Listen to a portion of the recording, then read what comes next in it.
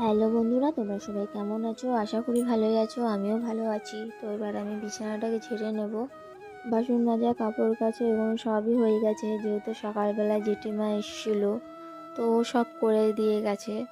ও ধরো ওর মতন আসে 7টা, কোনো সময় 6টা, যখন ও টাইম পায় তখনই ধরো চলে আসে।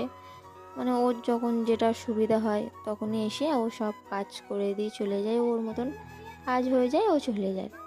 তো এইটুকু কাজ তো আমাকে করতেই হবে, আর এটা প্রতিটা মেয়েরই থাকে।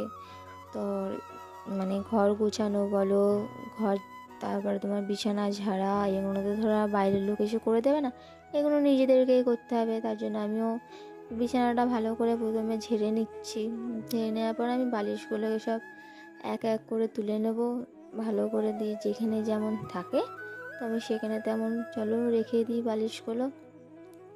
তো আমার বালিশগুলো আমার গোছানো সব হয়ে গেছে, যেখানে যা জিনিস থাকে সবই রেখে দিলাম। তো এবার আমি ঘরটাকে চলো ঝাঁট দিয়ে নিই ভালো করে। সকালবেলা যেহেতু একবার ঝাঁট দেওয়া হয়, তো যেহেতু বিছানাটা ঝাড়লাম ওগুলো ময়লা পড়েছে, তো ওগুলোকেই চলো একটু আবার ময়লাটা হয়ে গেছে, তার জন্য একটু ভালো করে ঝাঁটটা দিয়ে নেব।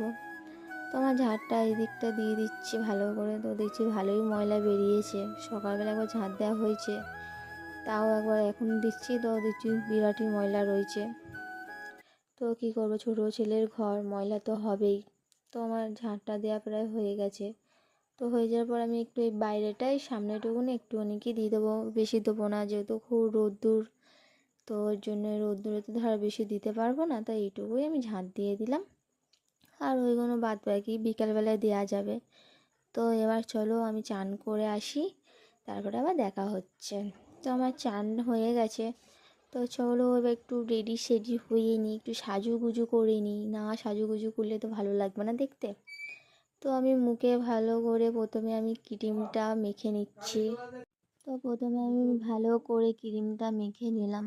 মেখে নেওয়ার পর একটু সিঁদুর পরে নিই, তারপরে যাব ভাত খেতে। তো এখন প্রায় ঘড়িতে বাজে 2টো বাজে। আজকে অনেক লেট হয়ে গেল, যেহেতু কিছু করার নেই।